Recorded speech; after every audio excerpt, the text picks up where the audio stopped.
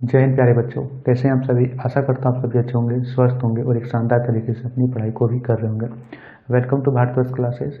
हम लोग पढ़ रहे हैं प्रश्नावली 4.3। इसके अंतर्गत हम सभी ने प्रश्न संख्या 1 को कर लिया था और हम आज करेंगे प्रश्न संख्या 2 से प्रारंभ। प्रश्न संख्या 2 में क्या कह रखा है कि जो प्रश्न संख्या 1 है उसे आप सभी द्विघाती सूत्र से हल कीजिए। प्रश्न संख्या 1 में हम सभी ने जो प्रश्न दे रखे थे उसे पूर्ण वर्ग विधि द्वारा हल किया था। अब प्रश्न संख्या 2 में इन्हीं प्रश्नों को हमें द्विघाती सूत्र विधि से ही हल करना। द्विघाती सूत्र जो होता है वो होता है, जिसे आप नोट डाउन कीजिए। द्विघाती सूत्र वो होता है -b plus minus under root b² - 4ac बट्टे 2। यह होता है द्विघाती सूत्र। यहाँ पे b, a और c ये तीनों है। अब किसी भी द्विघात समीकरण में b, a और c का मान कैसे ज्ञात करेंगे। हम लोग जानते हैं जो द्विघात समीकरण का मानक रूप होता है वो x² plus bx plus c बराबर 0 के रूप में होता है। यानी जो x² का गुणांक होता है उसे a कहते हैं। a का मान ज्ञात करना हो तो x² का गुणांक ही a का मान होता है। यहाँ पे x² का गुणांक कितना है 2, तो 2a होगा। bx यानी x का गुणांक b होता है, तो b का मान ज्ञात करना हो तो x के गुणांक को b मान लेंगे। तो x का गुणांक कितना है -7, तो -7 b का मान होगा। c जो अचर पद रहता है उसे ही c कहते हैं। तो इस समीकरण में एकदम अकेला अचर पद क्या है 3 है, तो इसे ही c लिखेंगे। समझ में आ गया b और c का मान कहाँ से आता है, तो इसी समीकरण से आता है। यहाँ पे लिखेंगे a बराबर 2, b बराबर -7, c बराबर 3 आ गया। अब क्या कहिए, द्विघाती सूत्र में इसका प्रयोग कीजिए और इसका मान को इस सूत्र में रख देना है। क्या सबसे सरल तरीका है किसी भी द्विघात समीकरण को हल करने का, जो द्विघाती सूत्र होता है यह सबसे सरल तरीका है, क्योंकि इसमें ज़्यादा दिमाग नहीं लगाना होता है। बस इस सूत्र को याद कर लीजिए और इस सूत्र में मान को रखते जाइए। देखिए यहाँ पर -b का कितना है, -b है, तो -b का मान कितना है -7, तो -7 सॉरी यहाँ पे पहले लिख लीजिएगा कि द्विघाती सूत्र से अच्छा रहेगा। अब द्विघाती सूत्र यहाँ पहले लिख लीजिए, -b plus minus under root b² - 4ac बट्टे 2a। -b का मान कितना है -7, तो -7। यहाँ पे इसका भी -7 है और यहाँ पे भी -b है, तो माइनस और माइनस कितना हो गया यहाँ पे प्लस का 7। ठीक है, इसे प्लस का 7 लिखिए या फिर सिर्फ 7 ही लिख दीजिए। कोई भी संख्या जो होती है वो हमेशा धनात्मक में ही लिखी जाती है। 1 लिखा तो इसके साथ प्लस लगा हुआ है, मैंने 2 लिखा तो इसके साथ प्लस लगा हुआ है। तो यहाँ पर इसी प्रकार से अर्थ हो गया plus minus under root b का स्क्वायर यानी -7 का स्क्वायर, तो -7 का स्क्वायर माइनस 4 का 4, a का मान कितना है 2, तो 2, c का मान कितना है 3, तो 3 बट्टे 2, तो 2, a का मान फिर कितना है 2। मैंने सिर्फ यहाँ पे मान को रख दिया है। देखिए b² तो 7 -7 का स्क्वायर -4 तो 4, a का मान कितना है 2, तो 2 का रखा, और c का मान कितना है 3, तो 3 को यहाँ से रख दिया। अब इसे हल करेंगे, 7 है तो 7 का 7 हो गया, प्लस माइनस तो प्लस माइनस चिन्ह दोनों को लगाएंगे। प्लस माइनस चिन्ह का अर्थ है कि जब आप इस रूट को हल करोगे तो यहाँ पे मान या तो प्लस का आएगा या फिर माइनस का आएगा, दोनों ही आ सकते हैं, वो कह रखा है। तो -7 का स्क्वायर कितना होगा -7 गुना -7, तो 7 49, माइनस माइनस प्लस यानी प्लस का 49 होगा। और किसी भी संख्या के प्लस का चिन्ह आगे नहीं लिखते हैं, तो यहाँ पे आएगा 49। इसे मिटा देता हूँ कहीं कंफ्यूजन नहीं हो जाए। इस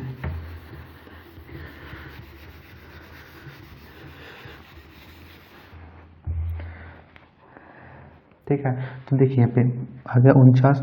अब यहाँ पे कितना है माइनस, तो -4 दूनी 8, 8 का 24, तो 24 बट्टा 2 दूनी 4।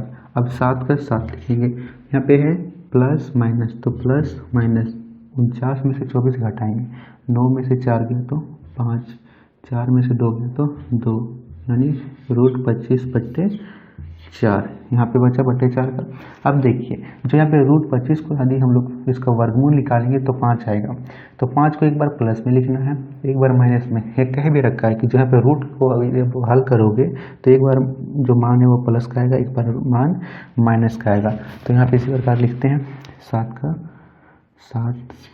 अब इसे एक बार प्लस में लिखते हैं, प्लस 5/4। यहाँ से 5 निकालें प्लस का, 7 5 12/4 हल करेंगे कितना आएगा, 4 दिया 12, यानी x का मान 1 तो आया हमारा। यहाँ से द्विघाती सूत्र से हमें यहाँ पे x का ही मान निकाल रहे हैं, तो x का मान एक बार तो हमारा आया 3, ठीक है, यहाँ से हमारा आया 3।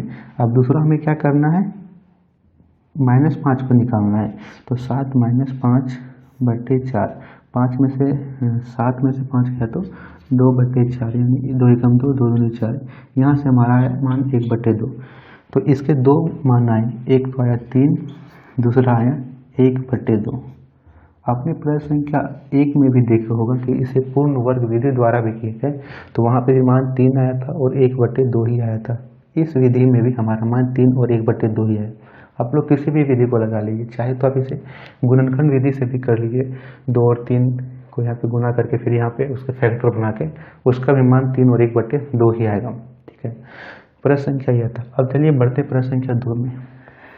पहले का प्रश्न संख्या 2 लगा दीजिए।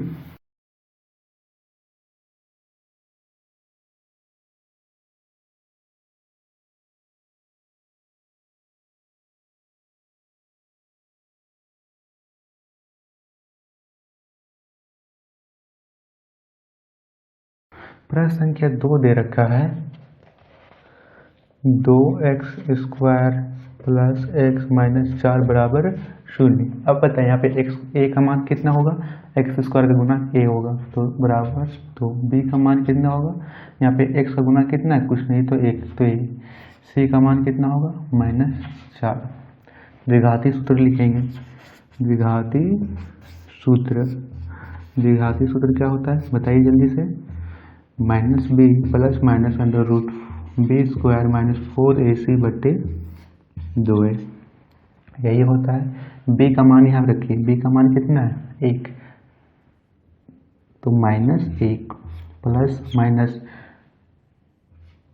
√b² यानी 1 का स्क्वायर करेंगे, -4 का 4, a का मान कितना है 2, तो 2 लिखेंगे।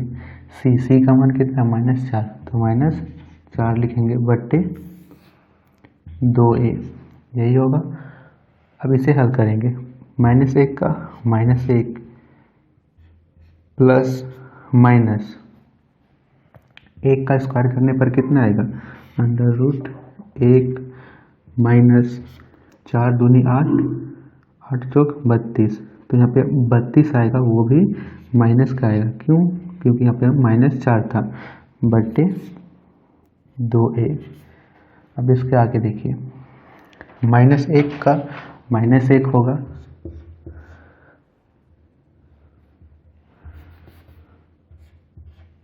-1 का -1 लिखेंगे। अब यहाँ पे है प्लस माइनस का चिन्ह, तो प्लस और माइनस दोनों लिखेंगे, रूट लगाएंगे। अब यहाँ पे है -1 और यहाँ पे -32, माइनस माइनस प्लस 1 + 32 बट्टे 2a। हमने यहाँ पे a का मान नहीं रखा, तो a का मान रख लीजिए। यहाँ से a का मान कितना दे रखा है 2, तो यहाँ पे 2 रख लेते हैं, और यहाँ पे भी 2 दूनी, यहाँ पे कितना हो जाएगा 4, तो यहाँ से 4 लिख लेंगे। इसी प्रकार यहाँ पे 4 आ गया। अब यहाँ पे देखिए -1 प्लस माइनस 1 और 32 कितना हुआ, √33 बट्टे 4, यहाँ से होगा। अब यहाँ पे क्या करना है, जो √33 का एक बार ले लेना है प्लस में और एक बार लिखेंगे माइनस में, तो यहाँ पे क्या होगा -1 प्लस √33/4, एक बार यह होगा। अब एक बार लिखेंगे इसे प्लस में, क्योंकि माइनस प्लस दोनों है, तो -33/4। बोलिए सॉरी बच्चा, थोड़ा सा यहाँ पे साउंड में थोड़ा सा प्रॉब्लम हो सकती है। देखिए फिर से यहाँ पे समझाता हूँ। यहाँ पे माइनस प्लस माइनस है तो यहाँ पे एक बार -33 निकाल देंगे और एक बार प्लस का 33, तो यहाँ पे आएगा 1 प्लस 33/4 -1 -33/4। इस प्रश्न का उत्तर होगा। प्रश्न संख्या 3 की ओर बढ़ते हैं। ध्यान रखा करो बच्चा आवाज़ में,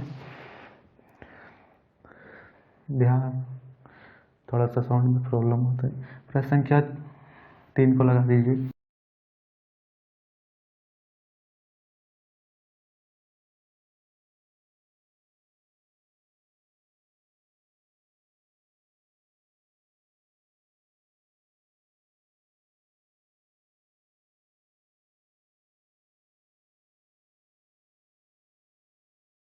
क्या है? 4x² प्लस 4√3x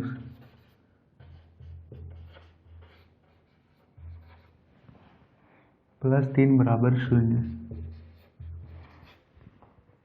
ठीक है, देखिए 4x² प्लस 4√3x प्लस 3 बराबर का 0। यहाँ पे a का मान कितना होगा? x² का गुणांक 4 है। b का मान कितना होगा? x का गुणांक 4√3 है। c का कितना होगा मान? 3। द्विघाती सूत्र क्या होता है बताइए? अभी तक तो याद हो गया होगा द्विघाती सूत्र।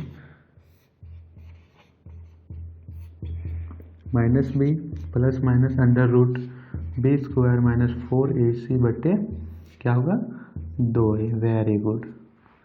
-b का लिखेंगे 4√3 प्लस माइनस b का स्क्वायर यानी 4√3 का स्क्वायर क्या होगा? गुने √3 कितना होगा इसमें? √3 और √3 √9 होगा तो यहाँ से 3 निकलेगा। 16 गुने 3 होगा। 16 तिया कितना होता है? 48। तो यहाँ पे आएगा 4√3 का स्क्वायर, 4√3 का स्क्वायर माइनस 4। ए का मान कितना है? 4 और सी का मान यहाँ से 3/2। ए का मान कितना है फिर से यहाँ पे? 4। इसे लिख लेंगे। अब हमने 4√3 का यहाँ पे हल किया तो आया 16 गुने 3 यानी 48 आएगा। तो इसके जगह हम लोग लिखेंगे 48। 4√3 का 4√3 यहाँ लिख देंगे, लिखेंगे 4√3 प्लस माइनस √16 यहाँ पे आया था 48 माइनस। अब यहाँ देखिए 4 × 16, 16 तिया 48, यहाँ पे बचेगा 48 बट्टे 2 चौके 8। तो यहाँ पे हल करने पर आया 4√3 प्लस माइनस 48 में से 48 जाएगा तो बचेगा 0/8। अब यहाँ पे देखिए यहाँ से 4 और से 8 कैंसिल हो जाएगा, 4 दूनी 8, यहाँ पे बचा √3/2। अब यहाँ पे प्लस माइनस शून्य का यहाँ पे करेंगे तो शून्य निकलेगा। तो इसका एक ही आंसर आएगा, x बराबर √3/2। और एक बार और यदि लिख सकते हो तो यहाँ पे लिख देना √3/2। ठीक, तो इसके आंसर आएंगे √3/2, √3/2। अब इसका आंसर प्लस और माइनस में क्यों नहीं आ रहा है? जैसे पिछले प्रश्नों में आंसर आया था तो एक बार प्लस का आया था, एक बार माइनस में। देखिए यदि जो शून्य आया इसीलिए यहाँ पे प्लस और माइनस का आंसर नहीं आया है, तो √3/2 और √3/2 ही आया है। बढ़ते हैं प्रश्न संख्या 4 में।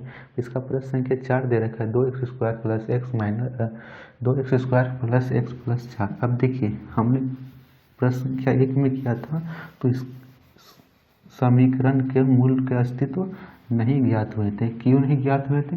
क्योंकि इसमें जो हमारा जो समीकरण में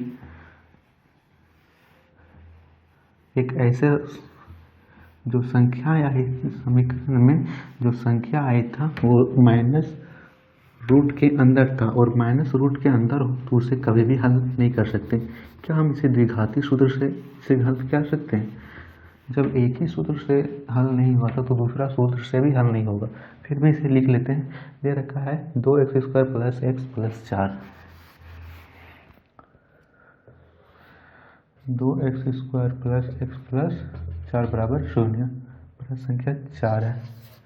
2x² यानी a बराबर 2, बी बराबर 1, सी बराबर 4। द्विघाती सूत्र लगाएंगे।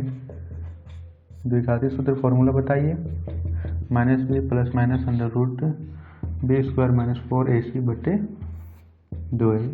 बी का मान कितना है 1, तो -1 प्लस बी का स्क्वायर यानी 1 का स्क्वायर माइनस 4ac। ए का मान कितना है 2, तो 2 लिखेंगे।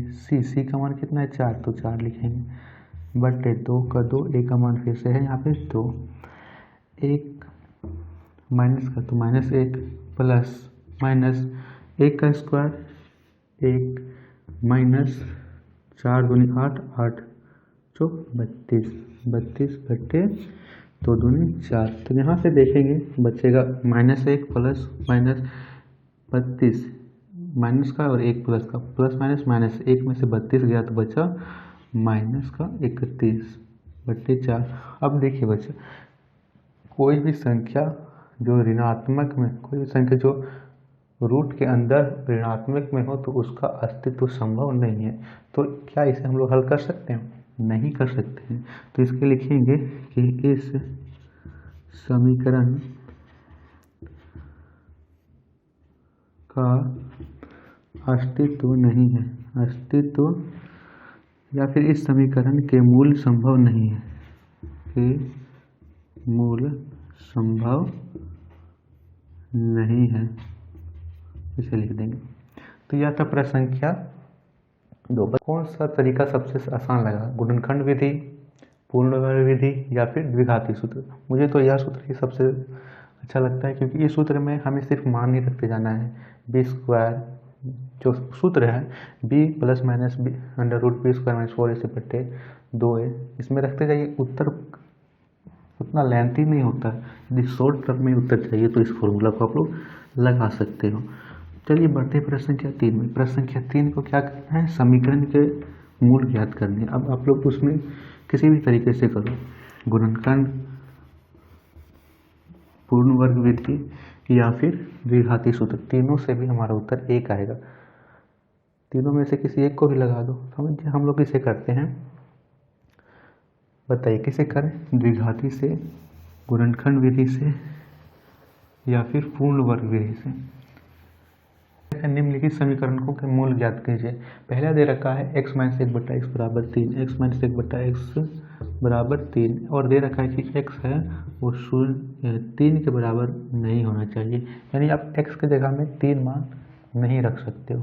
क्या कह रखा है, तो यहाँ पे देखिए सबसे पहले यह जो है द्विघात समीकरण के रूप में नहीं है, इसे द्विघात समीकरण के रूप में लिखते हैं। क्या करेंगे, यहाँ पे x कुछ नहीं, यहाँ पे बट्टे में 1 और यहाँ 1 बट्टे में x, इन दोनों का एलसीएम ले लेते हैं।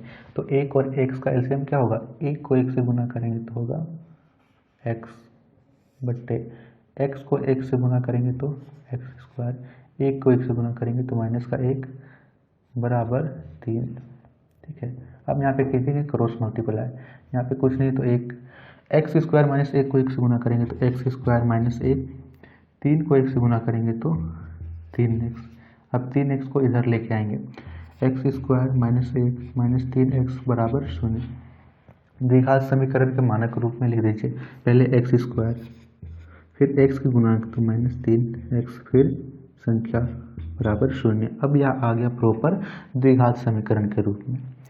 अब यहाँ से आप किसी भी तरीके से करो, गुणनखंड विधि से करो, पूर्ण वर्ग विधि से या फिर द्विघाती सूत्र से। तो हम लोग इसे करते हैं द्विघाती सूत्र द्वारा, द्विघाती सूत्र से। द्विघाती सूत्र में यहाँ पे क्या करना है, सबसे पहले हम लोगों को a, b और c इन तीनों का मान चाहिए।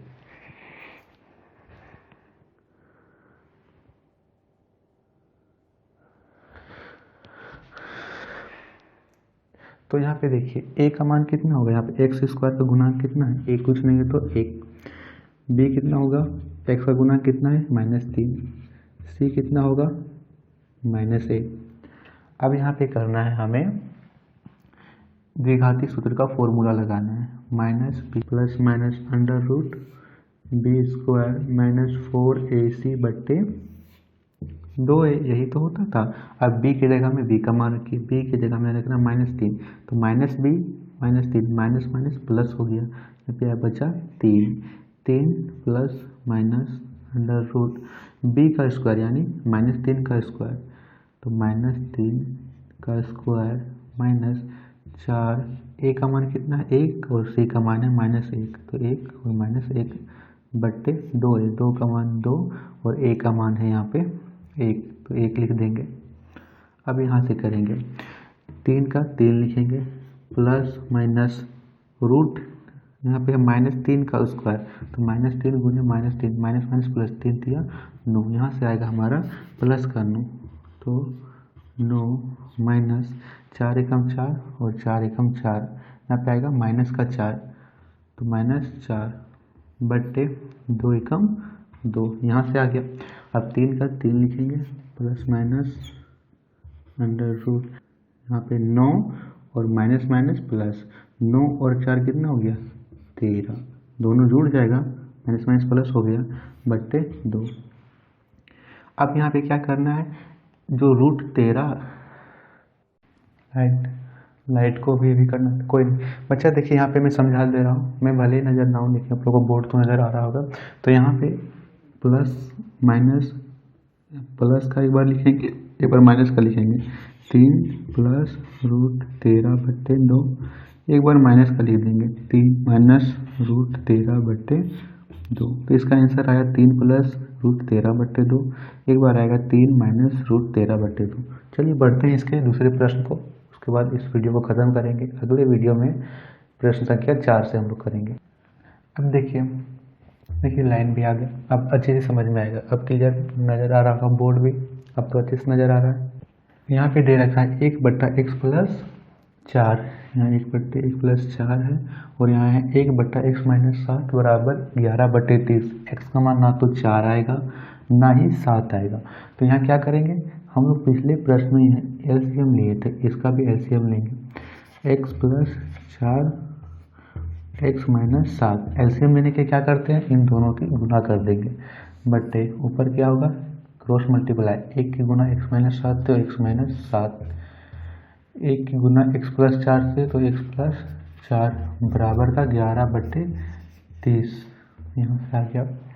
अब यहाँ पे होगा x माइनस 7, यहाँ पे माइनस था, माइनस के गुना करेंगे, माइनस के गुना प्लस x है तो minus plus minus minus x, minus के गुना प्लस है minus plus minus plus minus 4 बट्टे x की गुना x से x स्क्वायर, x की गुना 7 से तो माइनस 7x, अब 4 की गुना x से तो plus x plus 4x minus 7 चौक 28 बराबर 11/30।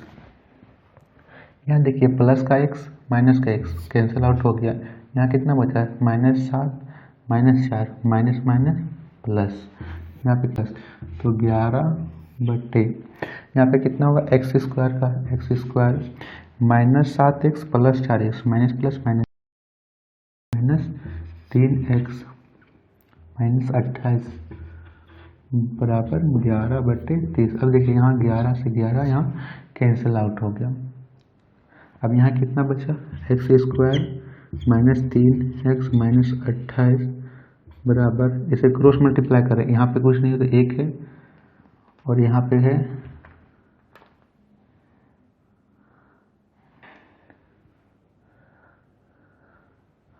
28, यहाँ पे देखिए यहाँ पे -4 और -7 माइनस माइनस प्लस हुआ, लेकिन चिन्ह तो माइनस का ही रहेगा, यहाँ पे माइनस एक बार में कटा था तो -1, और 30 की -1 से गुना करेंगे तो यहाँ पे रहेगा माइनस का 30, -30 है, इसको इधर लेके आएंगे x square minus 3x minus 28 minus का 30 इधर आएगा तो प्लस का 30 बराबर 0, यहाँ कितना होगा x स्क्वायर माइनस 3x 28 में से 30 गया तो -2 बराबर 0, यह हमारी एक द्विघात समीकरण के रूप में आई।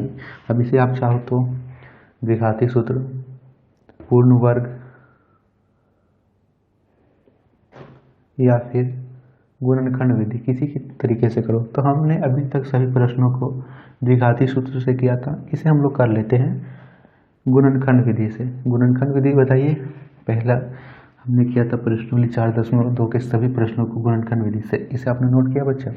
यहाँ से बिठा दे रहा हूँ। हमें समीकरण प्राप्त हो गई है x² - 3x - 2 x² - 3x - 2 बराबर का 0। बताइए गुणनखंड विधि आप सभी को याद है? क्या करते थे? पहले पद के अचर पद की गुना अंतिम पद के अचर पद से। यहाँ पे कितना x² गुना 1 गुना 1 के 2 से गुना करेंगे तो 2 का करेंगे यहाँ पे गुणनखंड ज्ञात, तो 2 एकम 2, 2 में से 1 को घटाएंगे, 2 में से 1 को जोड़ेंगे तो 3 और 2 को 1 से गुना करेंगे तो 2। तो यहाँ से हमारा जो गुणनखंड करने पर जो इसके फैक्टर करेंगे तो x² - 2x - x - 2 बराबर का 0। 2 को 1 से गुना करेंगे यानी 2 में से 1 जोड़ेंगे तो 3, 2 को 1 से गुना करेंगे तो 2। ये हमारा आ गया। माइनस माइनस प्लस होता है। तो यहाँ से देखिए क्या क्या कॉमन आ रहा है। यहाँ से हम लोग इन दोनों से एक जोड़ा बनाते थे, इन दोनों से एक जोड़ा। यहाँ से यदि x निकालेंगे तो बचेगा x। यहाँ से यदि x निकाल दिए तो यहाँ 2x था, एक x निकाल दिए तो x - 2 बचेगा। इसी प्रकार यहाँ से होगा, इन दोनों में से -1 निकलेगा तो यहाँ बचेगा x - 2 बराबर 0। अब x - 2 इसे एक साथ लिख दीजिए। यहाँ बचा x - 1। एक बार x - 2 को 0 के बराबर रखना है, x का मान आ गया 2। एक बार x - 1 को 0 के बराबर रखना है, x का मान आ गया 1। तो x के 2 मान आए, एक तो आया है 1 और एक आया है 2। तो इस समीकरण के मूल्य 1 और 2 होंगे। इसका अर्थ क्या हुआ? यदि इस समीकरण में आप लोग x के जगह में 1 रखो या फिर x के जगह में 2 रखो तो इसे हल करने पर 11/30 आएंगे? नहीं, यह समीकरण नहीं, द्विघात समीकरण इसमें रखना। 4 2 दे रखा है, वो समस्याओं से संबंधित है। आखिर जो जितने भी 4 से लेकर के उसके आगे प्रश्न सभी शब्दों में दिए हुए हैं कि आप लोगों को शब्द दिए हुए हैं, शब्द में प्रश्न, उस शब्दों के प्रश्नों को पहले समीकरण के रूप में लिखना और फिर उस समीकरण को आप लोग किसी भी विधि से हल करेंगे। तो उसे हम लोग देखेंगे नेक्स्ट वीडियो में। अभी तक हम लोगों ने प्रश्न संख्या 3 तक के हल किया है। आप सभी को क्या करना है? हमने प्रश्न संख्या 1 को गुणनखंड विधि से बोला था आप सभी को करने के लिए, होमवर्क आपने किया था? जितने बच्चों ने किया था कमेंट में उसका कमेंट में बताइएगा कि कितने बच्चे आप सभी ने आंसर किया था। वीडियो पसंद आई तो लाइक कीजिएगा और कमेंट करके बताइएगा कि आप सभी को इसमें कहाँ पर डाउट है, ठीक है। और यदि आप सभी ने भारतवर्ष क्लासेस को सब्सक्राइब नहीं किया तो सब्सक्राइब कीजिए, साथ ही नोटिफिकेशन बेल आइकन को भी ऑन कीजिएगा। धन्यवाद, मिलते हैं अगले वीडियो में।